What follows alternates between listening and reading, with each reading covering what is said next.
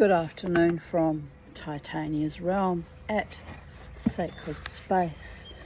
It's 2:20 on I think it's the 19th. Yes, the 19th of November, and it's Wednesday, and it's a beautiful day. I woke up astonishingly early, actually, 7 a.m, and by about 9 a.m. I hit the ground running in my studio working on my silversmithing projects, and I've only just stopped, and I'm so tired I could scream, but I don't have the energy to scream. So as I jokingly wrote on my Instagram hashtags, which was next to, I posted a photo of my today's creations. I could scream, but I don't have the energy to scream. Who knew that working myself almost to death makes me placid and, what did I say? Placid and something else. Anyway, I've calmed down. I'm sitting down, I'm having a rest because I do too much in one go, actually. And then it nearly kills me. It's a bad habit of mine, but I've always been like that. I've got to go when the muse is with me, otherwise I languish in depression and acopism, and absolutely nothing gets done, and that can go on for long periods of time. So I woke up thinking, today's the day. And one of the first things I saw on Instagram this morning, someone posted how to fuse silver dust on silver sheet, and they did it with a butane torch, and I could see in their video that they were doing it successfully. So I gave it a go with my orchid torch, which is supposed to be quite good but isn't. It used to work better, I think I need to replace it. So hours of slaving away at that and not getting the silver to fuse was very upsetting and frustrating. So in the end I thought, I'm just going to crank up my little smith torch because I've got the birds outside, so I don't have to worry about fumes so much. And opened both windows and had the fan on, cranked up the little smith torch, and the silver fused, much quicker, much more expediently. But I didn't have enough dust to do the 2 long pieces of sheet, which I'm intending to solder together, make a longer piece, and make a ring out of it. Or I could make earrings. I don't need earrings personally, but I could make earrings and put them aside to either sell or gift. Anyway, I'm kind of happy that I achieved that. And then simultaneously rushing in and out of all of that, I took out one of my Gemini punches. They're called Gemini, the company, and made a hair of the moon pendant, which involves smashing it into the die with a hammer. A lot of work. The first thing I did this morning was I textured a flattened spoon because I intended to solder bezels onto it, but I textured it fine, but when it came to soldering the bezel down, it wouldn't solder down. I don't know why.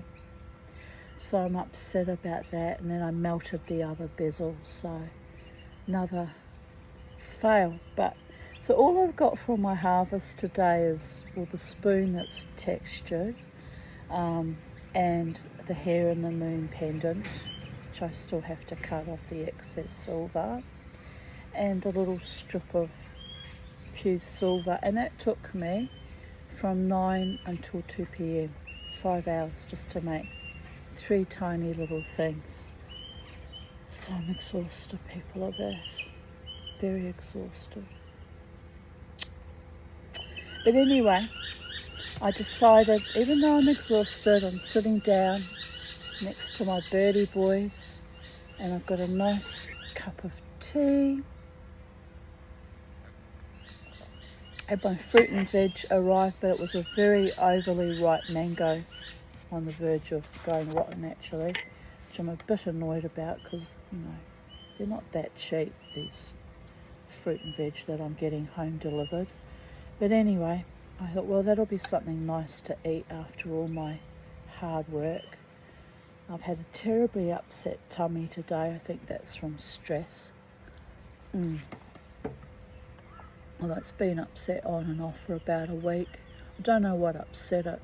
Probably the heat and stress. I stress myself out so much trying to achieve things and having this terrible anxiety about failing and succeeding even gives me anxiety. I can't win. That's why I exist on a disability pension. People are there. My nervous system is shot to pieces. Although that mango's overly ripe, it's actually delicious, so I won't grumble too much.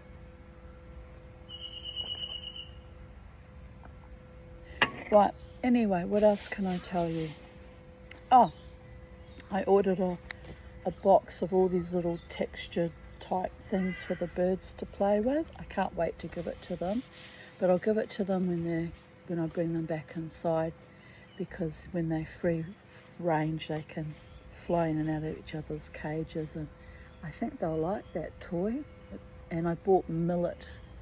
Here's the millet for my bow. Showed absolutely no interest in it, so I don't know. I thought it would be something he really would like, but honestly it's costing me a fortune trying to please my boys. Costing me a small fortune, but anyway, they're contented and happy. And I just saw Kermie using that new skewer thing when I skewer their fruit and veg on. He gathered some corn from it, so he's liking that toy. Well, it's not technically a toy, it's just a novel way of serving him his food that keeps him a bit interested. And his little bows show no interest in his at all, but that's Bo for you.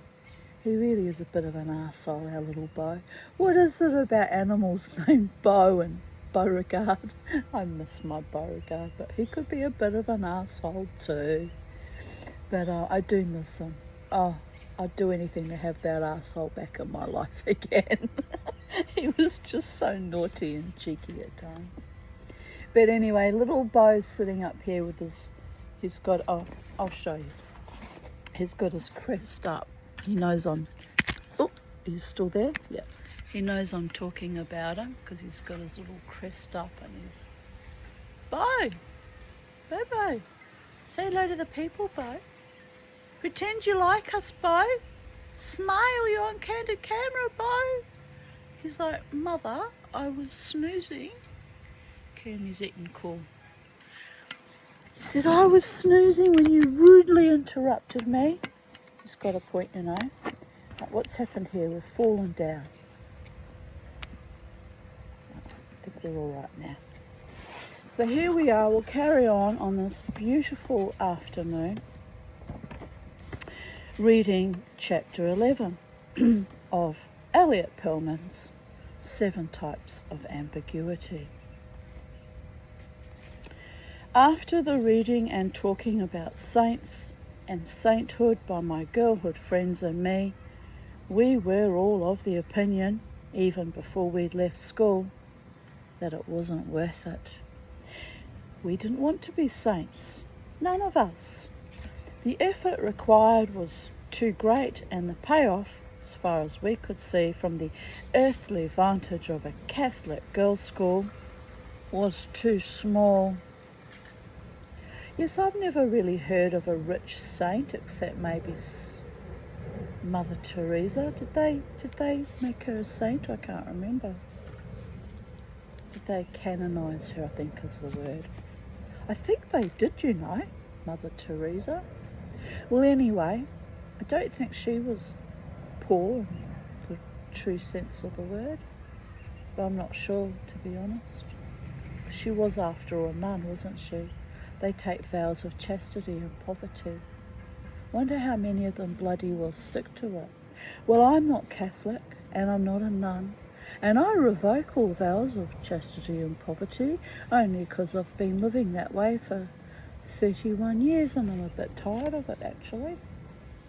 Be nice to have regular yummy sex with a man who adores me and values and cherishes and respects me and doesn't make too much of a sex pest of himself, because like everything in moderation, people of Earth.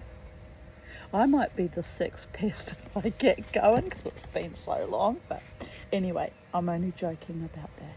Don't get any ideas, gentlemen, viewers. Calm your farm now. Here's Mama T. She's going to eat another bit of mango. It's so overripe. I really should just freeze it and turn it into ice cream. Actually, yeah, why don't I do that? That's a good idea.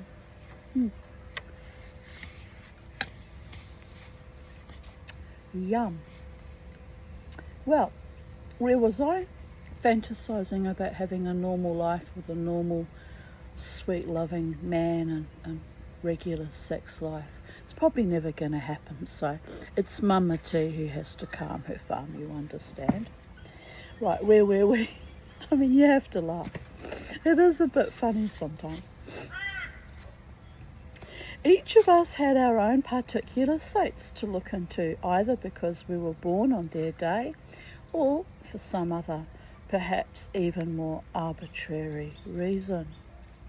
My father was a baker, so I looked up the life of Saint Elizabeth of Hungary, one of the patron saints of bakers.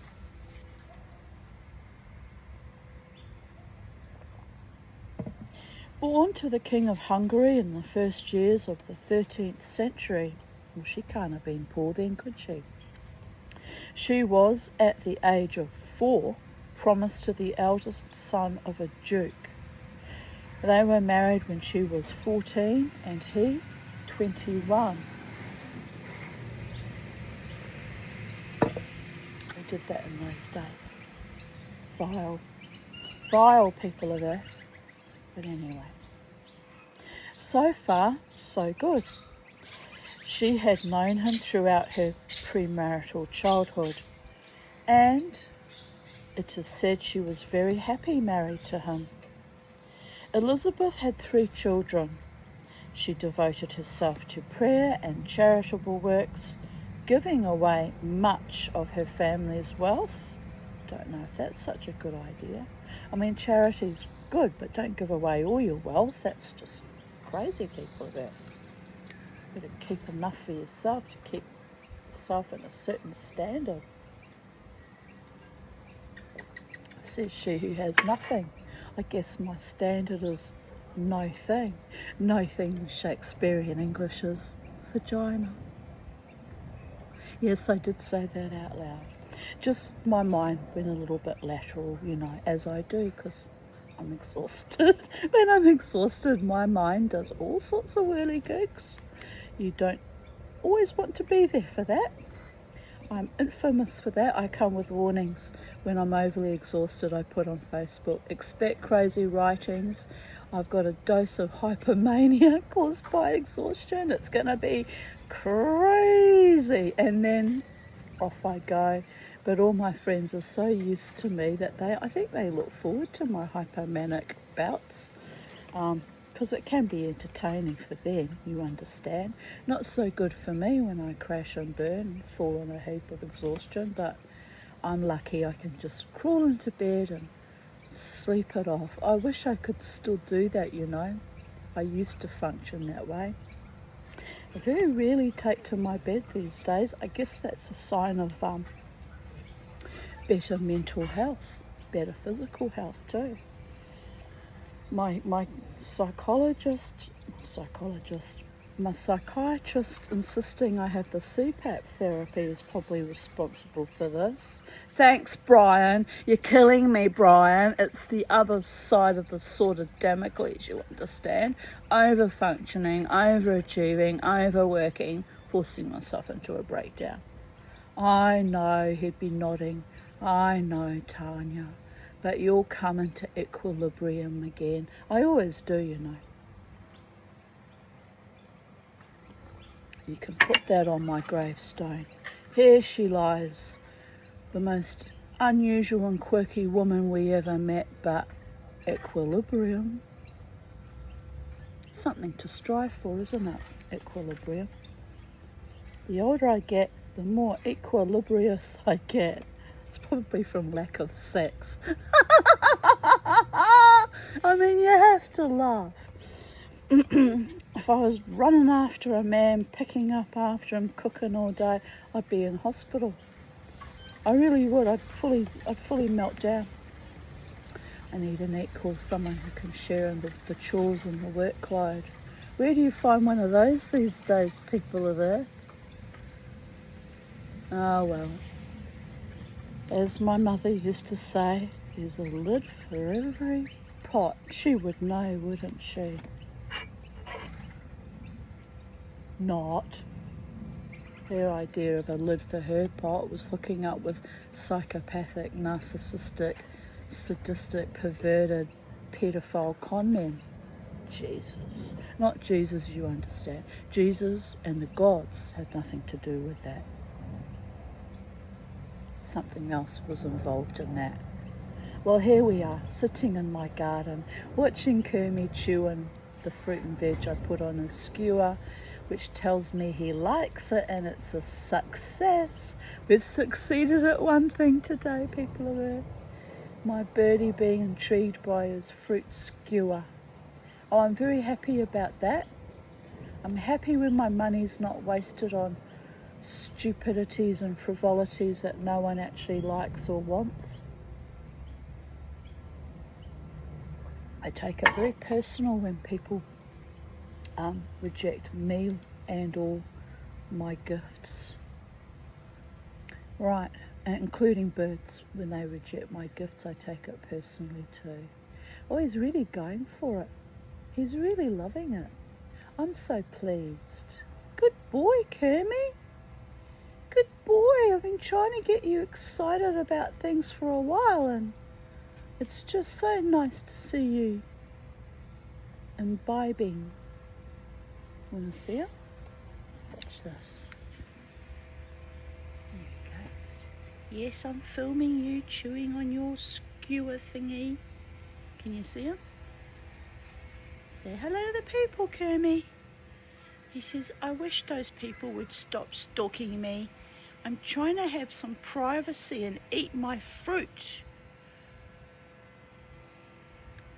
Good boy. All right. I should eat my fruit too. Mama T needs to sustain this body.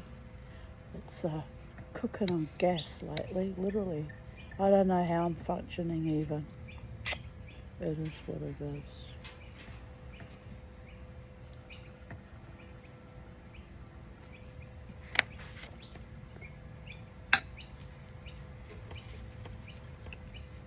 Right, where did we segue?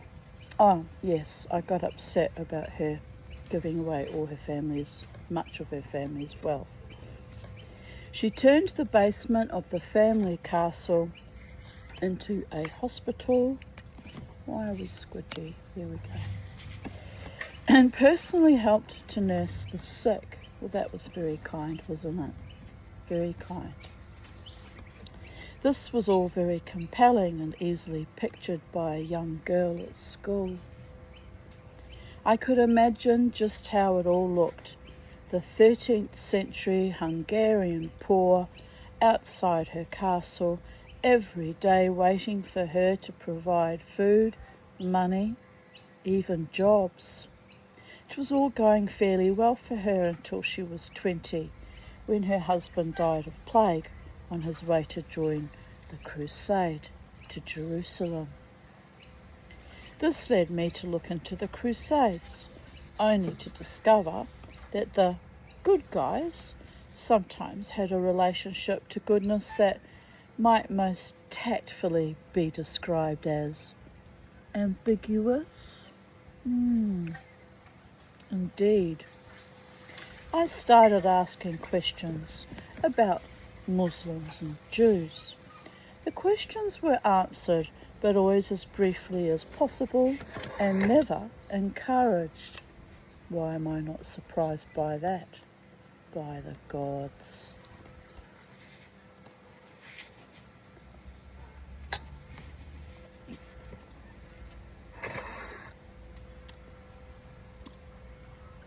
Winston Anthony. Where is my ring, St. Anthony? I wonder if I'll ever see it again.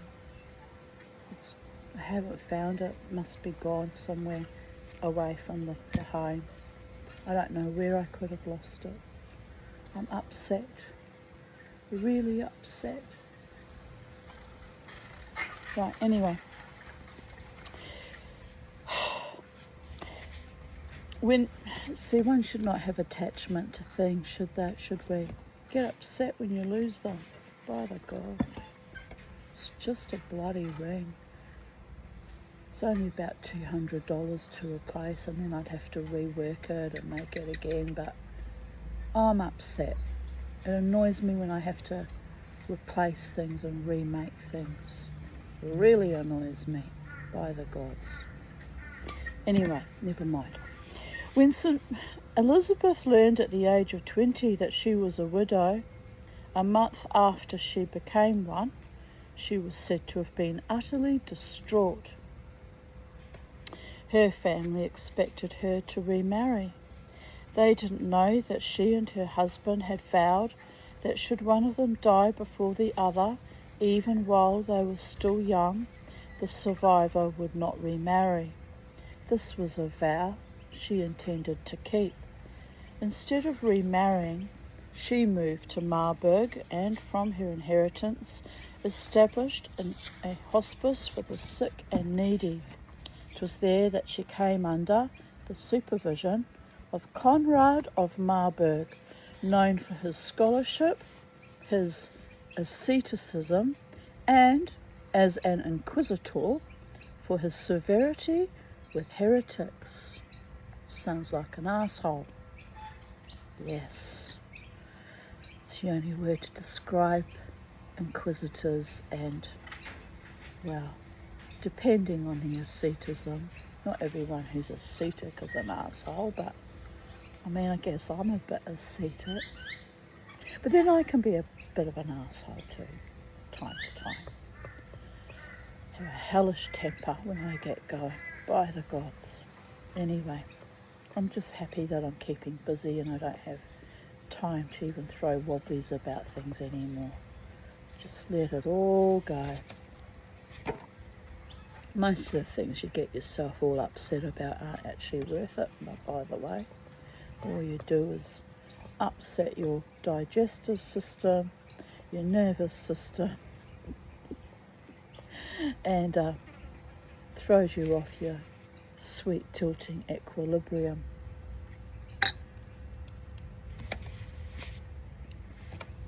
Right.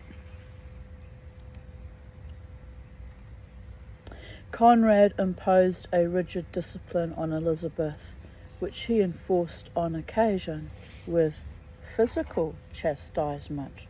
Why would you tolerate that? I guess in the 1200s, women didn't have a lot of say. No man fucking physically chastises me. He will do it only once.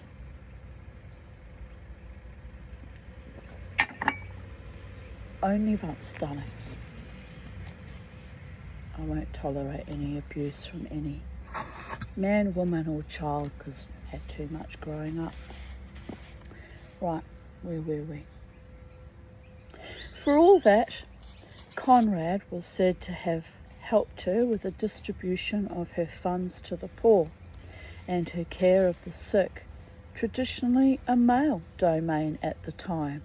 Well, that's interesting, isn't it? Throughout it all, Elizabeth worked tirelessly with humour and good grace. But whatever the state of her spirits... Whoop, we fell off our perch, people of Earth. There we go. The constant work and the depredations of the life she led caused her health to deteriorate rapidly. Oh dear goddess. told you it's not good to overwork yourself. I should take my own advice. I know.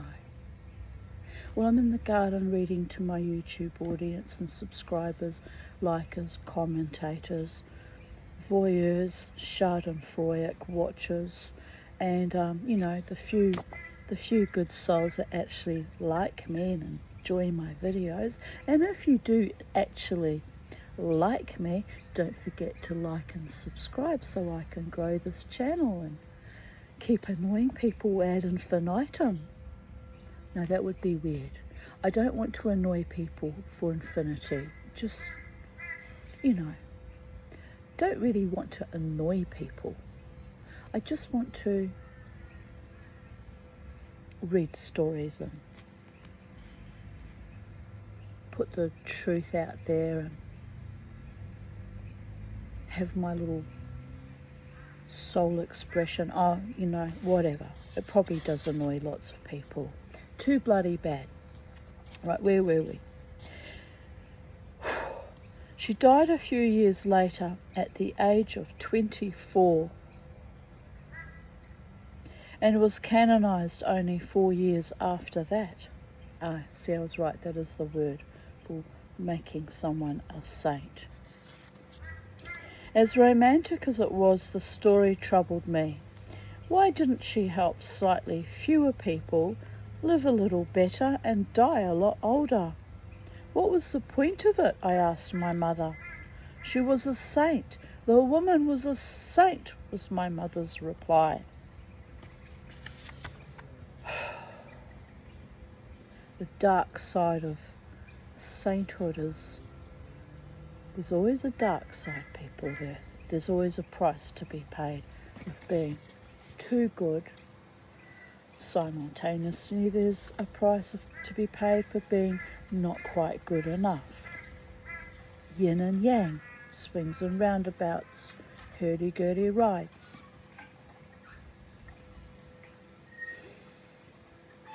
Well, you won't think about it too much. We'll just let it go, let it go. When I went to my father with Elizabeth's story, he said, terrible, isn't it, what some of the saints went through for us? Oh well, what are you going to do, huh? Terrible. Don't think too much about this stuff, Ana Tesoro. But Dad, she was the patron saint of bakers. When I asked him about Muslims, he screwed up his face as though he had just tasted something unexpectedly bitter or sour.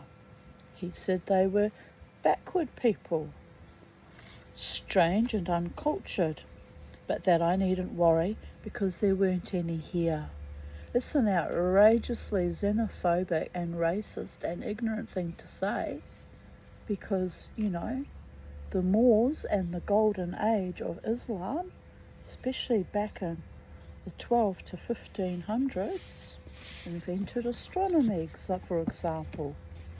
All those wonderful geometric patterns in their mosaics. Wow. Anyway.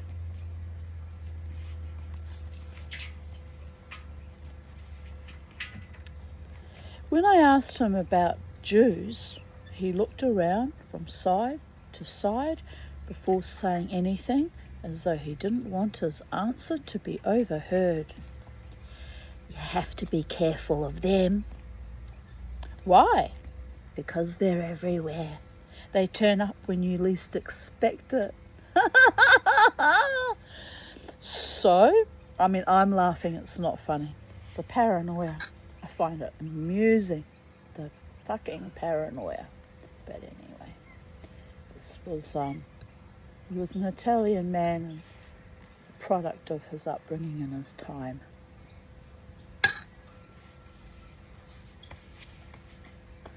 Right.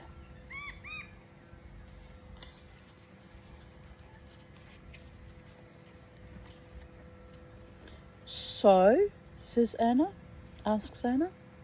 So whatever they say, however sweet or clever the words, they're trying to trick you with their imbroglio. trick you, or steal from you. Why? It's just how they are. I don't think they can even help it themselves. Too clever for their own good. It's their curse, I suppose. Always been that way. Always? How come? Since they killed the Bambino Gesù. Really? They killed Jesus? Oh mio Dio! Don't they teach you anything at school? The Jews killed Jesus in the biblical times. Now they trick you. Some of them can look like very nice people, but sooner or later, it's a part of their cleverness. They're also mixed up with the sindacato. Really? The mafia? For as long as I can remember, my father had always cursed the sindacato, and I had always assumed he meant the mafia. But I later learned that a sindacato meant trade union. Her father really is a bit of an idiot. Hang on, I've just got a security alert from my... Oh yes, they do that every time Focal Media takes money out. Let me just try and do that without being cut off. Hang on a sec. I may have to come back.